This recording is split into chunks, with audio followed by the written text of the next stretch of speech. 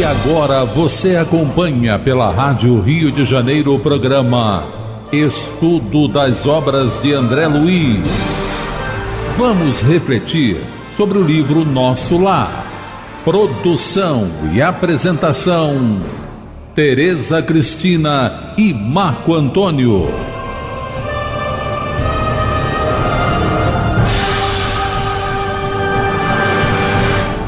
Amigos ouvintes da emissora da Fraternidade, Rádio Rio de Janeiro, a emissora que toda a família pode ouvir. Novamente estamos aqui com a permissão de Jesus, com a permissão também dos bons espíritos, para darmos continuidade ao estudo da vida no mundo espiritual através da obra Nosso Lar. Obra que foi ditada pelo espírito André Luiz e que foi psicografada pelas mãos abençoadas do apóstolo Francisco Cândido Xavier. Olá, caros ouvintes, vamos começar o nosso estudo de hoje. Estamos no capítulo 40 do livro Nosso Lar, Quem Semeia, Colherá. No último programa, nós conversávamos sobre a fala de André Luiz, dizendo que o que aconteceu entre ele e a serviçal lá da casa dele, a Elisa, à época, né, ficou, com o tempo, foi desaparecendo da memória dele, né? Resumidamente é isso. E que, quando se deu o reencontro com esse espírito, né, com a Elisa, lá nas câmaras de retificação, o episódio, como ele colocou, né, estava muito bem vivo na memória dele. O que ele achava que durante a encarnação, né, durante a sua trajetória encarnado, ele houvera esquecido, né, ficou lá para trás, não lembrava mais disso. Agora, quando ele, com esse reencontro com a Elisa, a coisa ficou bem viva, bem nítida na memória dele, né? Nós conversávamos. O Marco leu o livro Voltei, que o irmão Jacó também, através da mediunidade de Chico Xavier, nos conta sobre a sua desencarnação, o desprendimento dele do corpo, no momento em que ele recebia passes lá do irmão Andrade. E engraçado, né? Interessante.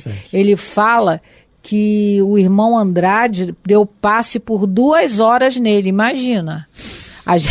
Como é que uma pessoa fica, né? Como é que um espírito consegue ficar 2 horas numa concentração energética lá, jogando fluido para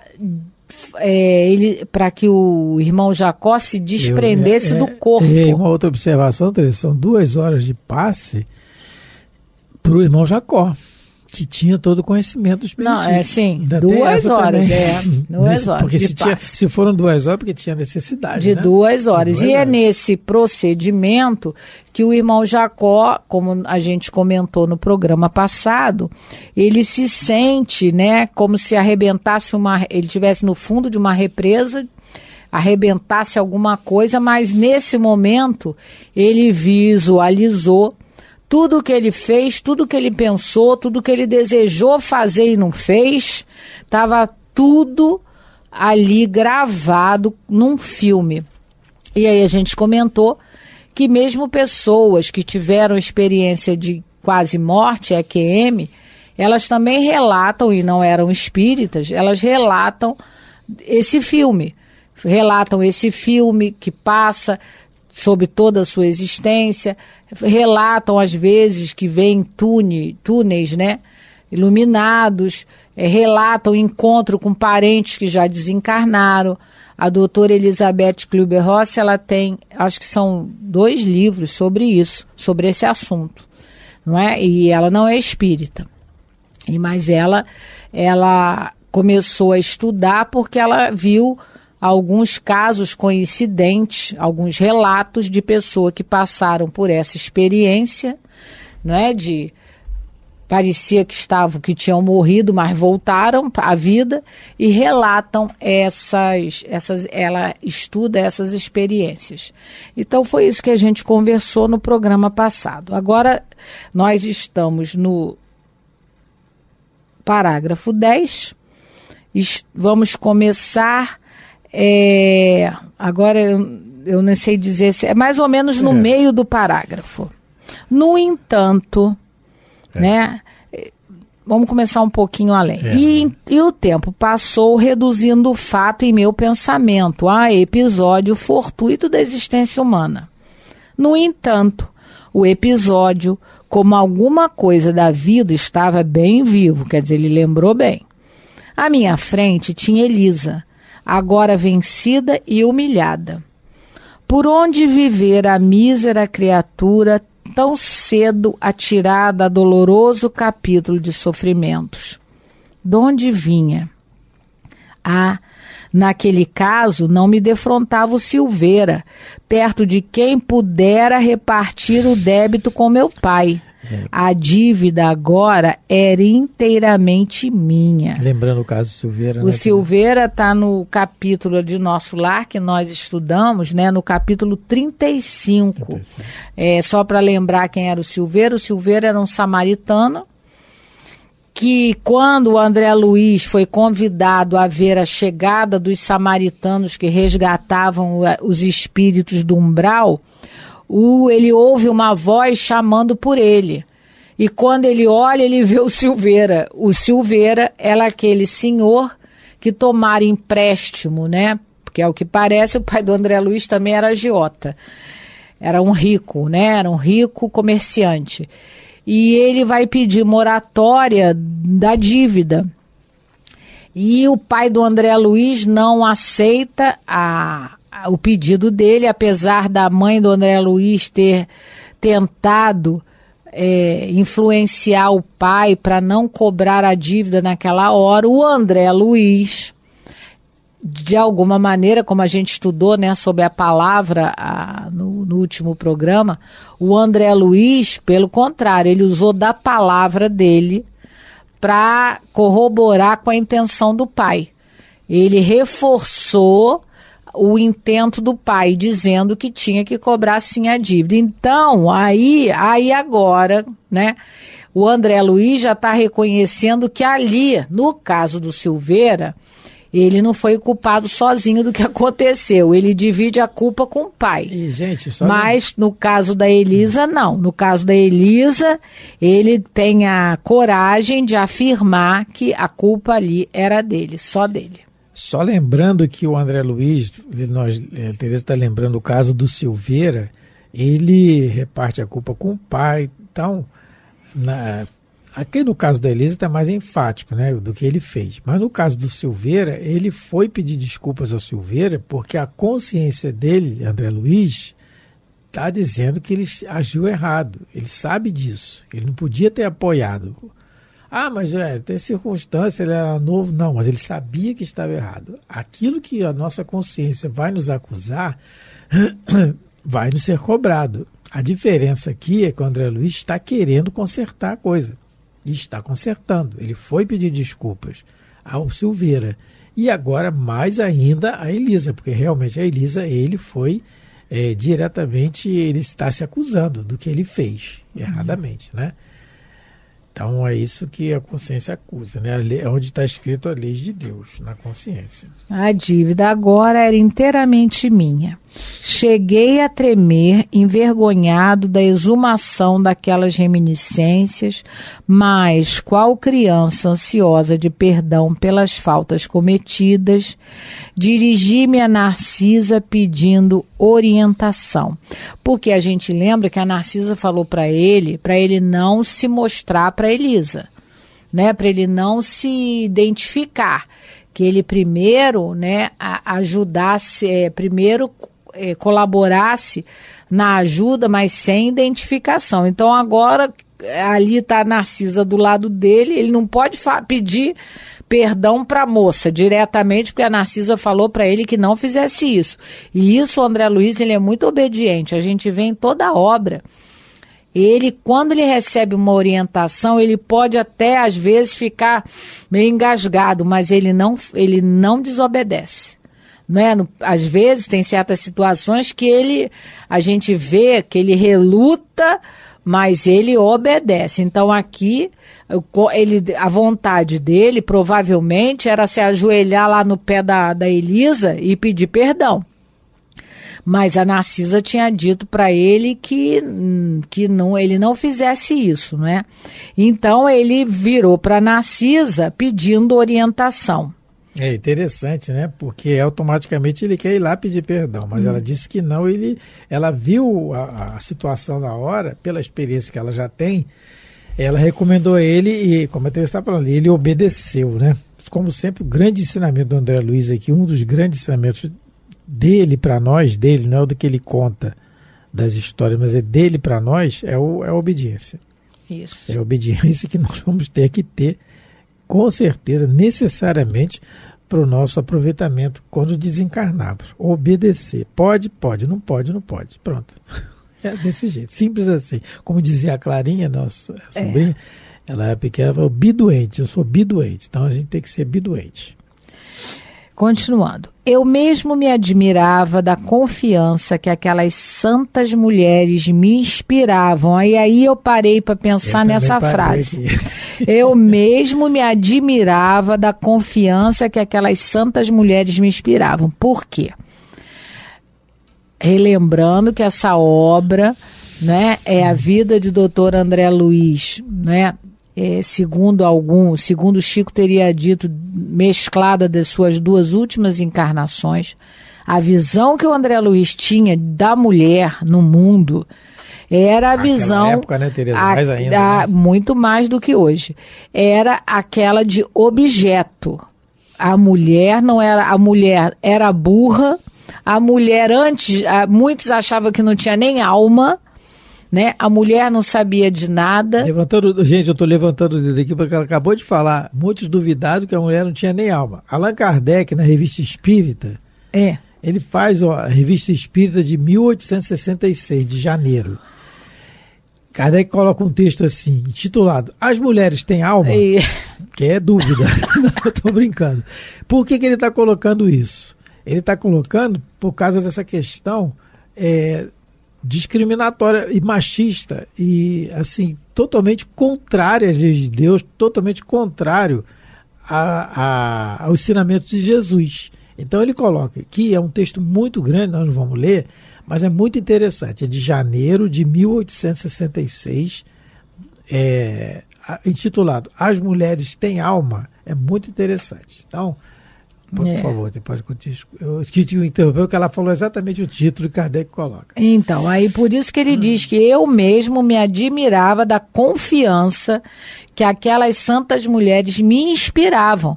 Então ele está começando a ter uma visão diferente da missão da mulher na Terra. Porque até então, com certeza, ele está vendo a sabedoria dessas mulheres, a abnegação das mulheres, não é? Apesar de muitos dizerem que Jesus era homem, mas porque se Jesus tivesse reencarnado mulher na época que reencarnou, ele não abria nem a boca, coitado. Como é que ia? Se ele encarnasse num corpo feminino, como é que ele ia falar? Não ia. Mesma coisa o Chico Xavier, né? O próprio Chico diz ter sido a primeira encarnação como homem. Mas se ele viesse como mulher, imagina, falar de uma religião que a religião oficial, as religiões oficiais eram contras e são contra, muitas das vezes até hoje, alguns, né? Alguns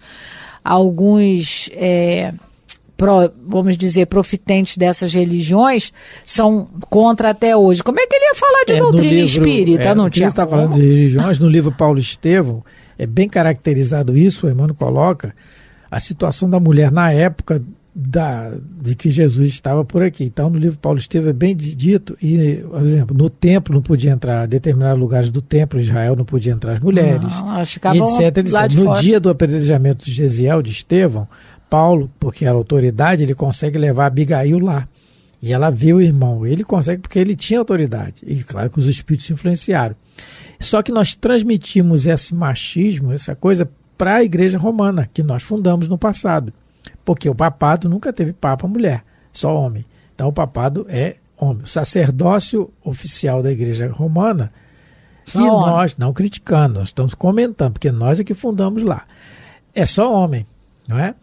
As freiras sempre ficaram em segundo plano. Maria de Madalena não pôde acompanhar o dia bem que ela queria. Exatamente. Maria de Madalena foi discriminada pelos apóstolos. Porque ainda não tinha havido o Pentecostes e tal, a revelação para eles, né? Mas foi logo em seguida a desencarnação de Jesus. E lembrando, é o livro Ponte Viva, se eu não me engano. Tem uma página do Emmanuel que ele fala muito, sabe, do dia em que Jesus impede o apedrejamento da mulher adúltera. E o Emmanuel coloca ali que Jesus não defendeu o ato, mas defendeu a ela. E ela por ser mulher. Mas onde é que estava o adúltero? Onde é que ele está? Porque ninguém adultera sozinho. E outra coisa, a partir dali ele comenta que começou na espiritualidade o grande movimento para o que temos hoje dos direitos, da defesa dos direitos das pessoas, das mulheres e das pessoas de modo geral. Não é? A partir daquela tarde ensolarada em que só ele mesmo conseguiu fazer aquele ato ali, fazer com que os apedrejadores jogassem as pedras no chão. Na história, Jesus passa como o primeiro feminista, aquele que trabalhou pela causa feminina, mostrando que a mulher tem tanto valor quanto o homem. Cada um na sua tarefa específica, né? Mas com a mesma importância. Tem uma tarefa e, né, o homem tem um tipo de tarefa, a mulher tem outro. Não é? O homem não pode gerar filhos, pelo menos até o dia de hoje. Então, a mulher tem essa tarefa, essa missão divina, e não é? Continue assim. Então, ele agora com essa frase me fez pensar nisso, parece que o que ele sentiu era isso, que até então, mulher para ele, a não ser a esposa dele e as filhas, o resto, porque é assim, né? Na família você respeita a sua esposa quando respeita, as suas filhas quando respeita. Mas as outras mulheres não passam de objeto, de pano para você passar os pés, infelizmente. Então o André Luiz agora, vendo o trabalho dessas mulheres, só lembrando, né, no dia que Jesus foi crucificado, só tinha mulher ao pé da cruz. A coragem era delas. E João, né, que como um amigo nosso brinca, era criança ainda. Não viu, mas não. A gente sabe que não. E João, evangelista, já era um espírito diferenciado, né? Ele já estava em outra vibração, com certeza. Agora, Allan Kardec pergunta, Tereza, na pergunta 817 do Livro dos Espíritos, ele faz uma pergunta: são iguais perante Deus o homem e a mulher e têm os mesmos direitos? Bem direta a pergunta. E a resposta: não outorgou Deus a ambos a inteligência do bem e do mal e a faculdade de progredir? Então pronto, são iguais, né? Então, perante Deus iguais. Exatamente. Aí ele pergunta mais adiante: de onde provém a inferioridade moral da mulher em certos países? Do predomínio injusto e cruel que sobre ela assumiu o homem. É resultado das instituições sociais e do abuso da força sobre a fraqueza. Entre homens moralmente pouco adiantados, a força faz o direito. Então é nesse sentido que a gente vê ainda hoje sociedades, né, em que a mulher é tratada como um objeto realmente. Na rua, a mulher não pode andar na frente do homem, o casal. Tem o uso da vestimenta, né, que tampa todo o corpo, só os olhos para ver onde é que está andando. Então são situações em que a gente ainda vê ainda, né? E que a época de Jesus era tido como normal. Mas Jesus, só ele realmente para defender a mulher em plena praça pública do apedrejamento daqueles hipócritas. E aí ele vai continuar para terminar esse pensamento dele de mudança de pensamento quanto às mulheres. Talvez nunca tivesse coragem de pedir ao ministro Clarencio as elucidações que pedira a mãe de Lísias, Dona Laura, e possivelmente outra seria minha conduta naquele instante se tivesse Tobias a meu lado. Considerando que a mulher generosa e cristã é sempre mãe, voltei-me para a enfermeira, confiante mais do que nunca. Narcisa, pelo olhar que me endereçou, parecia tudo compreender. Comecei a falar contendo pranto, mas a certa altura da confissão penosa, minha amiga obtemperou. Então aqui ele mostra pra gente que ele começou a enxergar uma mulher diferente do que ele enxergava. Ele está vendo aqui a Narcisa como mãe dele, não é? Ele está enxergando nela e na Nemésia e tantas outras que ele vai ter contato, ele não vai enxergar mais como um objeto de prazer, porque também é essa visão que alguns homens tinham e têm do sexo feminino, um objeto de prazer e mais nada. Aqueles que ainda não despertaram a sua consciência para as coisas mais elevadas da vida, eles ainda enxergam o elemento feminino como um objeto de prazer. E parece que o André Luiz agora, ele vai começar a modificar a sua visão, porque ele está entendendo que, como ele mesmo diz, que toda mulher cristã e generosa, porque pode não ser cristã, pode ser, né, muçulmana, pode ser hinduísta, mas quando a mulher ela é generosa, ela é sempre mãe. Ela é aquela que vai cuidar, é aquela que vai sempre ter uma visão de cuidado. E geralmente nós mulheres, nós temos, né, essa coisa do cuidar. Primeiro a gente já, acho que algumas encarnações no caso, né, estando na condição feminina, a maioria de nós tem isso dentro da gente, né? A gente gosta de cuidar, a gente se sente bem em cuidar, mais do que ser cuidada, porque a tarefa da mulher é assim. Então, muitas das vezes a gente é a última a comer. A gente faz, mas a gente é a última a comer. Eu pelo menos gosto, eu me sinto bem assim, de servir. Não é? Então ele está começando a reconhecer na figura feminina a generosidade, né, e a tarefa que a mulher tem no mundo, que é a de ser mãe. Que ser mãe, né, é sinônimo de quê? De cuidado, de carinho, né, de saber servir.